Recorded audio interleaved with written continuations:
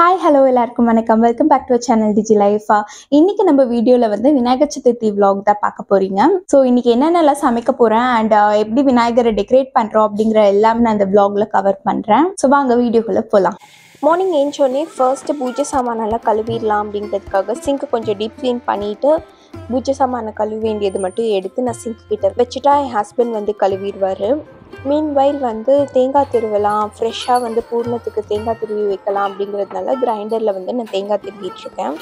இந்த கிரைண்டர் வந்து கோவை லக்ஷ்மி கிரைண்டர்ஸ். இதிலே வந்து சப்பாத்தி மாவும் பண்ணிடலாம், தேங்காய் திருவலாம் அண்ட் ஆப்வியஸ்லி வந்து மாவும் அரைச்சிக்கலாம். அண்ட் இதுலேயே ஒரு சின்ன சைஸ் ட்ரம்மும் கூட கொடுப்பாங்க, மசாலா ட்ரம்னு.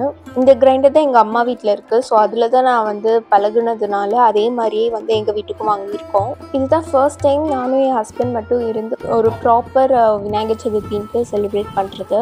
இது வரைக்கும் பலகாரம் அந்த மாதிரிலாம் பண்ணி எங்களுக்கு பழக்கமே இல்லை. ஸோ சுண்டல், கொழுக்கட்டை இதெல்லாம் பண்ணலாம் அப்படின்னு பிளான் பண்ணியிருந்தோம். சுண்டல் வந்து நைட்டே ஊற வச்சுட்டேன். மார்னிங் பார்க்குறப்போ நல்லாவே பெருசாக இருந்துச்சு. ஃபர்ஸ்ட்டு சுண்டல் மட்டும் வேக வச்சு எடுத்துடலாம் அப்படின்ட்டு குக்கரில் வந்து கொஞ்சமாக தண்ணி ஊற்றி சால்ட் கொஞ்சமாக போட்டு ஒரு 5 to 6 விசில்ஸ் வந்து வேக வச்சு எடுத்தாச்சு.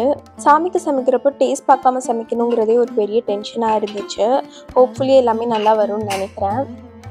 கொழுக்கட்டை பண்ணுறதுக்கு ரெடிமேட் கொழுக்கட்டை மாவு 2 கப் நான் எடுத்துக்கிறேன். அதில் மிக்ஸ் பண்ணுறதுக்கு வந்து கொஞ்சமாக வாட்டர் சாஸ்பேனில் ஊற்றி நல்லா பாயில் பண்ணலாம்.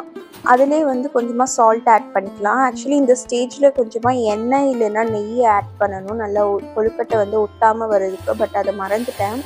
வாட்டர் நல்லா பாயில் ஆனதுக்கப்புறமேட்டு கொஞ்சம் கொஞ்சமாக அதில் ஆட் பண்ணி நம்ம மிக்ஸ் பண்ணணும். ஃபர்ஸ்ட்டே நிறைய தண்ணி ஊற்றிட வேண்டாம், கொஞ்சம் கொஞ்சமாக நம்ம ஆட் பண்ணி மிக்ஸ் பண்ணிக்கணும். ஃபர்ஸ்ட்டு கரண்டி இல்லை ஸ்பேச்சுலா வச்சு நல்லா மிக்ஸ் பண்ணிக்கோங்க. அப்புறமேட்டு கையில் வந்து நல்லா சேர்த்தி நம்ம வந்து பனைஞ்சிக்கலாம்.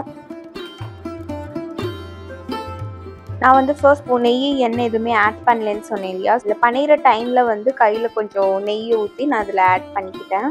பனைஞ்சதுக்கு அப்புறமேட்டு கொழுக்கட்டை பிடிக்க வருதா அப்படிங்கிற மாதிரி சும்மா எடுத்து பார்த்துக்கோங்க. அண்டு ட்ரை ஆகிடக்கூடாதுங்கிறதுனால ஒரு மஸ்லின் கிளாத்து நல்லா ஈரம் பண்ணி அது மேலே வந்து போட்டு வச்சிடலாம். ஸ்வீட் பூர்ணம் பண்ணுறதுக்கு இப்போ வெல்லம் கொஞ்சம் இடித்து அது தண்ணியில் ஆட் பண்ணி கொஞ்சம் பாயில் பண்ணி விடுறேன். ஸோ தட் அந்த இம்ப்யூரிட்டிஸ் இருந்துச்சுன்னா அதை எடுத்துடலாம். சைட்லேயே ஒரு பேனில் கொஞ்சமாக நெய் ஊற்றி அதில் வந்து நம்ம இப்போ திருவி வச்ச தேங்காய் வந்து அதில் ஆட் பண்ணிக்கலாம். ஆட் பண்ணி நல்லா ரோஸ்ட் பண்ணிக்கலாம். இது கொஞ்சம் ரோஸ்ட் ஆனதுக்கப்புறம் இங்கே காய்ச்சி வச்சோம் இல்லையா வெல்லம், அதை வந்து ஃபில்டர் பண்ணி நம்ம இதில் கொஞ்சம் கொஞ்சமாக ஆட் பண்ண போகிறோம். உங்களுக்கு எவ்வளோ ஸ்வீட்னஸ் வேணுமோ அந்தளவுக்கு நம்ம இதில் ஆட் பண்ணிக்கலாம். ஆட் பண்ணி கொஞ்சம் நல்லா இதில் மிக்ஸ் ஆக விடுங்க. இது ஆட் பண்ணதுக்கப்புறம் உங்களுக்கு ஏலக்காய் ஃப்ளேவர் பிடிக்கும் அப்படின்னா ஏலக்காய் நல்லா பவுடர் பண்ணி நீங்கள் இதில் ஆட் பண்ணிக்கலாம். எங்களுக்கு ஏலக்காய் ஃப்ளேவர் பிடிக்காததுனால நான் இதில் ஆட் பண்ணலை. இப்போ ஒரு கடாயை எடுத்து கார கொழுக்கட்டைக்கு ஃபஸ்ட்டு தாளித்து நான் எடுத்து வச்சிட போகிறேன். அதுக்கப்புறம் இதுலேயே வந்து சுண்டலுக்கு தாளிக்கலாம் அப்படின்னு பிளான் பண்ணியிருக்கேன். கார கொழுக்கட்டை தாளிக்கிறதுக்கு வந்து ஃபர்ஸ்ட்டு கடாயில் வந்து கொஞ்சமாக எண்ணெய் ஊற்றி அது கடுகு போட்டுக்கோங்க. அதுக்கப்புறம் 2 டீஸ்பூன் அளவுக்கு கடலைப்பருப்பு ஆட் பண்ணிக்கோங்க. லைட்டாக அது ரோஸ்ட் ஆனதுக்கப்புறம் கொஞ்சமாக உடச்சி உளுந்து ஆட் பண்ணிக்கோங்க. இது எல்லாமே கொஞ்சம் நல்லா ரோஸ்ட் ஆனதுக்கப்புறமேட்டு கருவேப்பிலை நல்லா சாப் பண்ணி ஆட் பண்ணிக்கோங்க. அண்ட் அது கூடவே வந்து கொஞ்சமாக வெங்காயம் வந்து நல்லா சாப் பண்ணது போட்டுக்கோங்க. வெங்காயம் லைட்டாக வணங்கினா போதும். அது வணங்கினதுக்கப்புறம் நல்லா ஒரு ஹேண்ட்ஃபுல் ஆஃப் கொத்தமல்லி வந்து நல்லா ஃபைனாக சாப் பண்ணி இதில் ஆட் பண்ணிக்கோங்க. கார கொழுக்கட்டைக்கு வந்து இந்த ஃப்ளேவர் எனக்கு ரொம்ப பிடிக்கும்.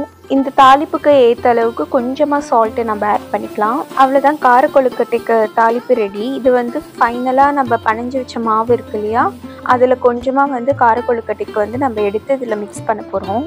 இந்த மிக்சரை தனியாக ஒரு சின்ன பவுலில் நான் ட்ரான்ஸ்ஃபர் பண்ணி எடுத்து வச்சுக்கிறேன். இதே கடாயில் வந்து சுண்டலுக்கு நம்ம இப்போ தாளிக்க போகிறோம். சுண்டல் தாளிப்புக்கு சேம் கொஞ்சமாக எண்ணெய் ஊற்றி கொஞ்சம் கடுகு அண்ட் கொஞ்சம் சீரகமும் ஆட் பண்ணிக்கிறேன். அண்ட் கொஞ்சமாக உளுந்து மட்டும் இதில் ஆட் பண்ணி நல்லா அதை ரோஸ்ட் ஆக விடுறோம். லைட்டாக ரோஸ்ட் ஆனதுக்கப்புறமேட்டு மீதி சாப் பண்ணி வச்ச வெங்காயம் ஃபுல்லாகவே நம்ம இதில் ஆட் பண்ணி லைட்டாக வணங்க விடலாம். ஆனியன்ஸ் கொஞ்சம் வணங்கினதுக்கப்புறம் இதில் 3 பச்சை மிளகா உடச்சி போட்டுடலாம். அதுக்கப்புறம் கொஞ்சமாக சாப் பண்ணி வச்ச கருவேப்பிலை போட்டுருவோம். போட்டுட்டு ஒரு நல்ல ஒரு மிக்ஸ் கொடுத்துக்கலாம். அண்ட் கொஞ்சமாக உப்பு இதுக்கு தேவையான அளவு போட்டுட்டு நல்லா மிக்ஸ் பண்ணிவிட்டு பாயில் பண்ணி வச்ச சென்னா வந்து இதில் போட்டு ஆட் பண்ணிக்கலாம். கொஞ்சமாக தண்ணி ஊற்றி நல்லா மசாலாலாம் கோட் ஆகுற அளவுக்கு மிக்ஸ் பண்ணி விட்டுருவோம். இதிலே கொஞ்சமாக வந்து மஞ்சத்தூள் ஒரு 1/4 டீஸ்பூன் மட்டும் ஆட் பண்ணி நல்லா மிக்ஸ் பண்ணி விட்டுருங்க. அண்ட் ஃபைனலாக ஹேண்ட்ஃபுல் ஆஃப் கொத்தமல்லி எடுத்து இதில் ஆட் பண்ணி விடுங்க. நல்ல ஒரு ஃப்ளேவர் கொடுக்கும். அது கூடவே 2லேருந்து 3 டீஸ்பூன் திருவின தேங்காவை ஆட் பண்ணி நல்லா மிக்ஸ் பண்ணி விட்டுருங்க. இது எல்லாமே ஒரு 2 மினிட்ஸ் அந்த ஹீட்லேயே கொஞ்சம் வெந்ததுக்கு அப்புறமேட்டு ஸ்டவ் ஆஃப் பண்ணி ட்ரான்ஸ்ஃபர் பண்ணிட வேண்டியதான். அவ்வளோதான், சுட சுட சுண்டல் ரெடி ஆயிடுச்சு. கொழுக்கட்டை பிடிக்கிறதுக்கு கொஞ்சமாக எண்ணெய் கையில் தடவிட்டு ஒரு பால் சைஸ்க்கு கொழுக்கட்டை மாவை எடுத்துக்கலாம். அதை மெதுவாக வந்து தட்டி தட்டி ஒரு ரவுண்ட் ஷேப்க்கு கொண்டு வந்து அந்த ஸ்வீட் பூர்ணத்தை நடுவில் ஸ்டஃப் பண்ணி நான் ஃபோல்டு தான் பண்ணுறேன். ஆக்சுவலி ஒரு சிலர் ஃப்ளார் மாதிரி பிடிப்பாங்க. இதுவே ஆக்சுவலி ரொம்பவே நல்லா இருந்துச்சு சாப்பிட்றப்போ. வேணுங்கிற அளவுக்கு ஸ்வீட் கொழுக்கட்டை பிடிச்சதுக்கப்புறம் மீதி இருக்கிற மாவில் நம்ம தாளித்து வச்சுருந்தோம் இல்லையா, வெங்காயம் கடலைப்பருப்புலாம் போட்டு தாளித்து வச்சுருந்தோம் இல்லையா, ஸோ அந்த மிக்சரோட நம்ம கொழுக்கட்டை மாவையை மிக்ஸ் பண்ணிட்டோம்னா கார கொழுக்கட்டை ரெடி. அந்த மிக்சரையும் கொஞ்சமாக எண்ணெய் கையில் தடவி இதே மாதிரி like cylindrical shape or any shape உங்களுக்கு பிடிச்ச மாதிரி ரோல் பண்ணி வச்சுக்கோங்க. கொழுக்கட்டை பிடிச்சதுக்கப்புறம் ஒரு 5 to 7 மினிட்ஸ் இட்லி பாத்திரத்தில் வச்சு ஸ்டீம் பண்ணி எடுத்தோடனே கொழுக்கட்டை ரெடி ஆயிடுச்சு. நான் நினச்சதை விட ரொம்பவே நல்லா வந்துருந்துச்சு கொழுக்கட்டை. ஃபெஸ்டிவல் அப்படின்னாலே நம்மளோட ஃபெஸ்டிவல்ஸ் எல்லாமே வந்து ஃபுட்டோட தான் ரிலேட் ஆகிருக்கு. ஒவ்வொரு ஃபெஸ்டிவலுக்கும் இந்த மாதிரி கொழுக்கட்டை பண்ணுறது, பலகாரம் பண்ணுறது அப்படின்னு நிறையா ஒர்க் தான் இருக்கும். நிஜமாகவே இந்த அம்மாங்கள்லாம் நினச்சா அவ்வளோ பிரமிப்பாக இருக்குது. எப்படி தான் இத்தனை வேலையெல்லாம் அவங்க ஒவ்வொரு ஃபெஸ்டிவலுக்கும் கண்டினியூஸாக பண்ணிகிட்ருக்காங்கன்னு இருக்குது. இன்றைக்கி ஒரு நாள் இத்தனை வேலையை பண்ணுறதுக்கே வந்து பெல்ட் நிமிர்ந்துருது நமக்கு. சாமிக்கு படைக்கிறதுக்கு கொழுக்கட்டை, சுண்டல் இதெல்லாம் ரெடி பண்ணதுக்கப்புறம் லஞ்சுக்கு வந்து மஷ்ரூம் பிரியாணி பண்ணலாம் அப்படின்னு பிளான் பண்ணியிருந்தேன். அதுக்கு மசாலா பேஸ்ட்டுக்காக மிக்சியில் வந்து 2 பச்சை மிளகா, 1 இன்ச்சு இஞ்சி, 4 பல்லு பூண்டு, கொஞ்சமாக புதினா, கொஞ்சமாக கொத்தமல்லி போட்டு ஒரு 2லேருந்து 3 டேபிள் ஸ்பூன் வந்து தேங்காய் போட்டு ரொம்ப கொஞ்சமாக மட்டும் தண்ணியை ஆட் பண்ணி நல்லா நைஸாக பேஸ்ட் மாதிரியே அரைச்சி எடுத்து வச்சுக்கலாம். ஃபர்ஸ்ட் எடுத்தோடனே தண்ணியை ஆட் பண்ணாதீங்க, கொஞ்சம் கொஞ்சமாக லேட்டர் வந்து ஆட் பண்ணி அரைச்சி எடுத்து வச்சுக்கோங்க. பிரியாணி பண்ணுறதுக்கு ஒரு குக்கர் பேன் எடுத்து லைட்டாக சூடானதுக்கப்புறம் 2 ஸ்பூன் எண்ணெய், அப்புறம் 2 ஸ்பூன் நெய் ஆட் பண்ணிக்கிறேன். அதுக்கப்புறம் அது whole garam masala spices add பண்ணிக்கலாம். பே லீஃப், அன்னாசி மொக்கு, ஏலக்காய், பட்டை, லவங்கம் இது எல்லாமே ஆட் பண்ணிக்கலாம். அண்ட் கட் பண்ணி வச்சுருக்க வெங்காயம் ஆட் பண்ணிக்கலாம். மீதி வெங்காயம் வந்து நான் தயிர் பச்சடிக்காக எடுத்து வச்சுருக்கேன். வெங்காயம் ஆட் பண்ணிவிட்டு நல்லா மிக்ஸ் பண்ணி ஓரளவுக்கு ஃப்ரை ஆனதுக்கப்புறம் சால்ட் ஆட் பண்ணிக்கலாம். அண்ட் ஆனியன்ஸ் நல்லா ஃப்ரை ஆனதுக்கப்புறம் அதில் நம்ம அரைச்சி வச்ச பேஸ்ட் இருக்கு இல்லையா, அதை வந்து ஆட் பண்ணிக்கலாம். மசாலா பேஸ்ட் ஆட் பண்ணதுக்கப்புறம் நல்லா மிக்ஸ் பண்ணி விட்டுருங்க. கொஞ்சமாக தண்ணி ஊற்றி நல்லா வேக விடுங்க. இந்த மசாலாவில் இருக்கிற ரா ஸ்மெல் லைட்டாக போனதுக்கப்புறம் 3 தக்காளி நல்லா சாப் பண்ணி இதில் ஆட் பண்ணிக்கோங்க. தக்காளி எல்லாமே லைட்டாக வேக ஆரம்பித்ததுக்கப்புறம் அதில் ஒரு பேக்கெட் மஷ்ரூம்ஸ் ஆட் பண்ணிடலாம். மஷ்ரூம்ஸை வந்து நல்லா பெருசாகவே வந்து கட் பண்ணி வச்சுருக்கு. பிகாஸ் மஷ்ரூம்ஸ் வேக வேக நல்லாவே சின்னதாயிரும், அதனால் நல்லா பெருசாகவே கட் பண்ணி வச்சுக்கலாம்.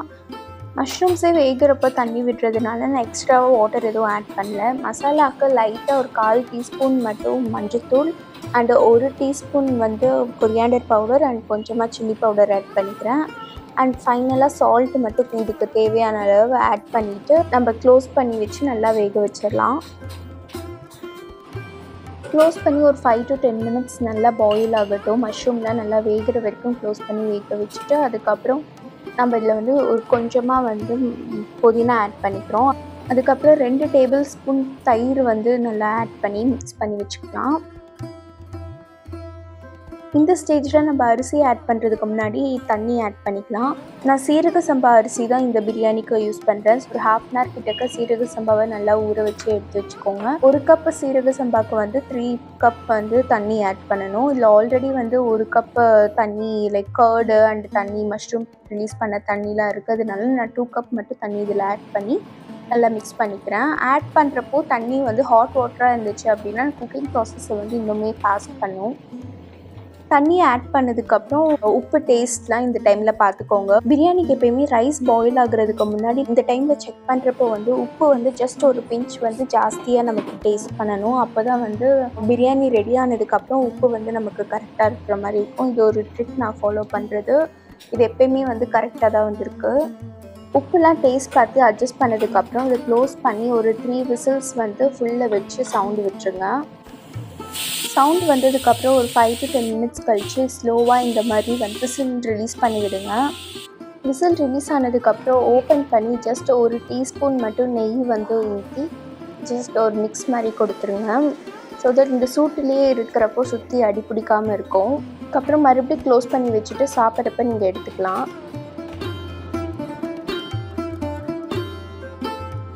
நெக்ஸ்ட்டு சாமி டெக்கரேட் பண்ணுறதுக்குன்னு பெருசாலாம் நாங்கள் எதுவும் பண்ணலை. விநாயகர் சதுர்த்திக்குன்ட்டு விநாயகருக்குன்னு கொடை விற்பாங்க இல்லையா, ஸோ அதோட டாப் போர்ஷன் மட்டும் எடுத்து பின்னாடி பேக்ரவுண்ட் மாதிரி செட் பண்ணிட்டோம். அண்டு இங்கே ட்ராயர் இருக்கிறதுனால கீழே விநாயகருக்கு டைரெக்டாக லைட் வந்து பெருசாக வராது. அதனால ஒரு auto sensor under cabinet light வந்து ஒன்று வாங்கி அங்கே ஒட்டியாச்சு. அதுக்கப்புறம் நார்மலாக வந்து அருகம்புல் அந்த மாலை மட்டும் வாங்கி செட் பண்ணிட்டோம். அண்ட் ஃபுல்லாக வந்து ஃப்ளார்ஸ்லாம் வச்சு டெக்கரேட் பண்ணிட்டோம். இதுதான் எங்களோட சிம்பிள் பூஜை ரூம் டெக்கரேஷன். அதுக்கப்புறம் இலை போட்டு சாமிக்கு வந்து கார கொழுக்கட்டை, இனிப்பு கொழுக்கட்டை, சுண்டல் இது எல்லாமே படைச்சிட்டு அண்டு 3 டைப் ஆஃப் பழம் வந்து வச்சுட்டு தேங்காய் பழம் வச்சு பூஜை பண்ணோம். பூஜை பண்ணிவிட்டு அதுக்கப்புறம் கொழுக்கட்டை, சுண்டல் இது எல்லாமே சாப்பிட்டு மஷ்ரூம் பிரியாணியும் நல்ல திவ்யமாக சாப்பிட்டோம். இப்படி தான் எங்களோட விநாயகர் சதுர்த்தி செலிப்ரேஷன் போச்சு. நீங்கள் உங்கள் வீட்டில் எப்படி செலிப்ரேட் பண்ணீங்க அப்படிங்கிறது வந்து கமெண்ட்டில் சொல்லுங்கள். அண்ட் இந்த வீடியோ உங்களுக்கு பிடிச்சிருந்துச்சுன்னா லைக் பண்ணிவிட்டு ஷேர் பண்ணுங்கள். அண்ட் மறக்காமல் நம்ம சேனலுக்கு சப்ஸ்கிரைப் பண்ணிடுங்க. தேங்க்யூ, பாய்.